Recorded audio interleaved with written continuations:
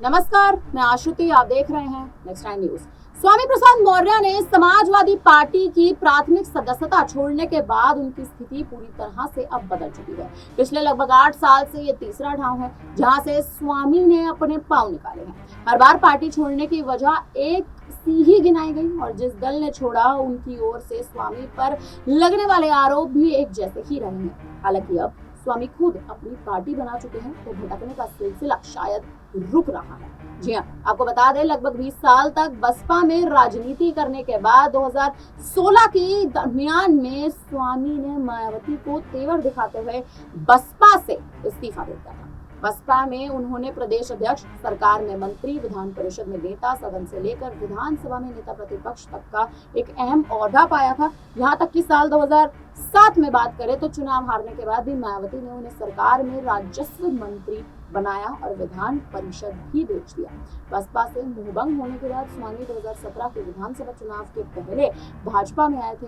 पडरौना से विधायक व योगी सरकार में कैबिनेट मंत्री बने थे। बेटी संघमित्रा मौर्य को भी साल 2019 में बदायूं से लोकसभा का टिकट मिला और वे संसद पहुंच गई। हालांकि 22 के विधानसभा चुनाव के ठीक पहले जनवरी की सर्दियों में स्वामी का मिजाज सरकार व भाजपा को लेकर गर्म हो गया और पिछड़ों, किसानों, नौजवानों की चिंता का हवाला देकर वे सपा में चले आए। बेटी उनकी अभी भी भाजपा में ही है। स्वामी की अखिलेश ने धूमधाम से ज्वाइनिंग भी कराई थी। सपा की सीटों को दोगुना बढ़ाने का दावा कर रहे थे स्वामी प्रसाद मौर्य। हालांकि फाजिल नगर से अपनी ही सीट पर हार गए थे और उनके साथ आए कुछ और विधायकों को भी हार का सामना करना पड़ा था। हार के बाद अखिलेश ने स्वामी को संगठन में महासचिव बनाने के साथ ही एमएलसी बनाकर उच्च सदन भी भेजा था। हालांकि धार्मिक मुद्दों पर स्वामी के विवादों को लेकर सपा के भीतर लगातार सवाल उठे, लेकिन अखिलेश ने एकाध मौकों को छोड़कर उस पर कोई भी प्रतिक्रिया नहीं दी। पीडीए को अगर बात करें तो पीडीए को चुनावी मुद्दा बना रही सपा पर भी पिछड़ा, गलत, विरोधी होने का आरोप लगा। स्वामी ने नई राह पर अब कहीं ना कहीं अपने कदम जो है वो बढ़ा लिए हैं। आपको बता दें कि पहले भी स्वामी प्रसाद मौर्य का जो सियासी सफर है वो दल बदल सा रहा है। यानी हमेशा से स्वामी प्रसाद मौर्य दल बदलने के नेता रहे हैं। साल 1980 में लोकदल से सियासत शुरू करी और सियासत शुरू करने वाले स्वामी ने 1991 में जनता दल का दामन थाम लिया। 1996 में जनता दल व सपा का समझौता हुआ तो स्वामी बसपाई हो गए। पिछले 6 सालों में स्वामी प्रसाद मौर्य के हृदय परिवर्तन को उनकी पूर्ववर्ती पार्टियों ने पारिवारिक महत्वाकांक्षाओं से लगातार जोड़ा है। बसपा से विदाई के समय उसकी प्रमुख मायावती का आरोप था कि स्वामी बेटे बेटी के लिए टिकट मांग रहे थे, नहीं मिले तो सुर बदल गए। साल 2017 में आते हैं। 2017 में भाजपा ने स्वामी को पडरौना व बेटे उत्कृष्ट मौर्य को ऊंचाहार से टिकट दिया था, लेकिन उत्कृष्ट वहां से हार गए। 2022 में भाजपा का भी आरोप था कि स्वामी फिर बेटे के लिए टिकट चाह रहे थे।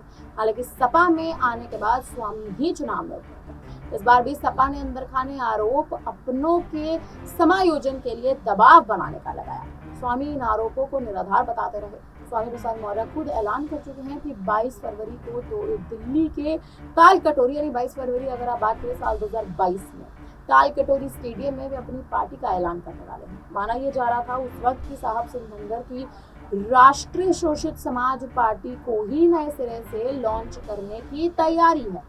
इससे पहले भी स्वामी ने बहुजन लोकतांत्रिक मंच बनाया था, लेकिन भाजपा में शामिल होने के बाद यह मंच धराशायी हो गया था। फिलहाल लोकसभा चुनाव में स्वामी की जो तैयारियां थी, पार्टी के मुखिया के तौर पर उम्मीदवार उतारने की थी। चर्चाएं लगाई जा रही थी कि सपा व कांग्रेस के रिश्ते जिस तरह से तल्ख हो रहे हैं, स्वामी अपनी नई पार्टी के जरिए कांग्रेस के गठबंधन का भी हिस्सा हो सकते हैं। हालांकि यूपी की सियासत में जिस तरह से यू टर्न हो रहे हैं, लगातार जिस तरह से सियासत पलट रही है, इसमें कोई भी संभावना अंतर नहीं है। स्वामी के समीकरण की बात करें तो 20 फरवरी 2024 सपा से इस्तीफा देने के बाद अखिलेश यादव रास्ते से भटक गए। कहीं ना कहीं यहाँ तक कि नेताजी मुलायम सिंह यादव की विचारधारा का भी मजाक उड़ा रहे हैं। तो खुद को सेक्युलर कहते थे, लेकिन वास्तव में वह भी मनुवादी व्यवस्था का शिकार हो रखे। 11 जनवरी 2022 की बात करते हैं। मंत्रिमंडल से इस्तीफा देने के बाद दलित, पिछड़े, किसान, बेरोजगार विरोधी रवैये के कारण भाजपा सरकार से इस्तीफा दे दिया था। सरकार में अगर इनकी आवाज ना उठा पाई तो आखिर क्या फायदा, ये सवाल लगातार उठ रहे थे। सपा से सामाजिक न्याय की लड़ाई आगे बढ़ाने की उम्मीद की जा रही थी। 22 जून 2016 बसपा छोड़ने के बाद मायावती पर लगातार आरोप लगाया गया। उन्होंने कहा कि मायावती को पैसों की भूख है, वे दलितों के वोटों का सौदा कर रही है। पिछड़े वर्ग के लोगों का टिकट जिस तरह से काटा जा रहा है, उससे लगता है कि मायावती भाजपा से मिलीभगत कर ओबीसी वोटों को उसके ही खेमे में भेजना चाहती है। स्वामी प्रसाद मौर्य ने 80 के दशक में चुनावी किस्मत आजमाने के लिए डलमऊ विधानसभा सीट को चुना था, जिसे वर्तमान में ऊंचाहार सीट से पहचाना जाता है। स्वामी प्रसाद मौर्य के बचपन की बात करें तो उनका बचपन बेहद गरीबी में गुजरा है। स्वामी प्रसाद मौर्य को ऊंचाहार में सियासी ठिकाना उनके ही मौर्य जाति के रामनाथ सेठ ने दिया था। स्वामी मौर्य को चुनाव लड़ने के लिए रामनाथ सेठ आर्थिक मदद के साथ साथ सामाजिक तौर पर भी मौर्य वोटों को जोड़ने के लिए काफी मशक्कत कर रहे थे। स्वामी प्रसाद ऊंचाहार में रामनाथ के घर पर रहकर चुनाव लड़ा करते थे। लोकदल से लेकर जनता दल में कई बार चुनाव लड़े, लेकिन जीत नहीं पाए। 1991 में आते हैं। 1991 से 1995 तक जनता दल में स्वामी प्रसाद मौर्य ने अपना दामन थामा, लेकिन मायावती के पहली बार सीएम बनते ही बसपा का दामन उन्होंने एकदम थाम लिया।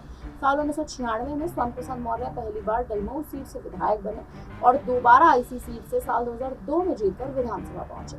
इस बीच मायावती सरकार में मंत्री भी बने, लेकिन साल 2007 में बसपा की लहर में उन्हें सीट पर हार कबूल करना पड़ा। स्वामी प्रसाद मौर्य को मायावती ने हारने के बाद भी अपनी कैबिनेट में मंत्री बनाया था।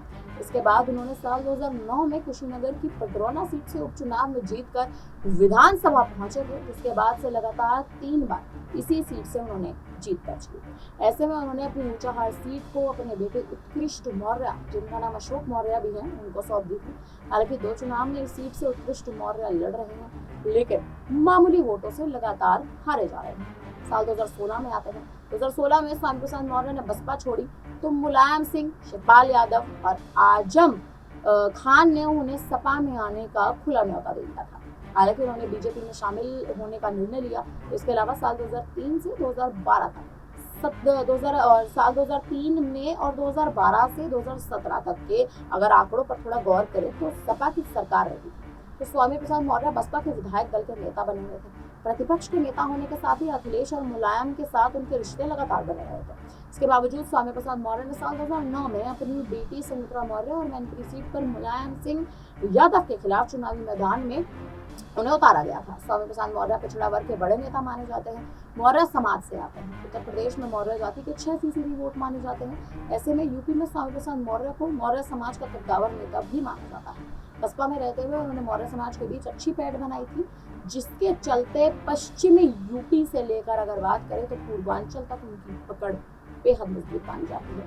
इसी दम पर वो सियासी सौदेबाजी भी करते आए हैं। स्वामी प्रसाद मौर्य की बेटी सुमित्रा मौर्य की बात करें तो बदायूं से वो बीजेपी सांसद रह चुकी है, लेकिन इस बार बदायूं से उनका टिकट काटा गया था। 2019 लोकसभा चुनाव में भी सपा के धर्मेंद्र यादव को उन्होंने हराया था। नहीं, स्वामी प्रसाद मौर्य के बेटे उत्कृष्ट मौर्य रायबरेली को ऊंचाहार सीट से 2 बार से विधानसभा चुनाव लड़ रहे हैं, लेकिन अभी तक वहां से जीत नहीं दर्ज कर पाए हैं। हालांकि स्वामी प्रसाद मौर्य की जिंदगी की बात करें तो कहीं ना कहीं उनकी जिंदगी गरीबी में गुजरी है और गरीबी में गुजरने के साथ साथ ही कहीं ना कहीं स्वामी प्रसाद मौर्य का जो सियासी कद है वो मौर्य समाज के बीच लगातार काफी बड़ा माना जाता है। ऐसे में कहीं ना कहीं अब ये देखना बेहद दिलचस्प है कि स्वामी प्रसाद मौर्य अपने समाज का मौर्य वोट कितना, किस हद तक, किस दल में जो मौर्य वोट उनका बट रहा है वो कैसे बात है। फिलहाल अब इस पर आप क्या कहेंगे, आप हमें कमेंट करके जरूर बताएं। तमाम बड़ी खबरों के लिए बने रहिए हमारे साथ, देखते रहिए न्यूज़।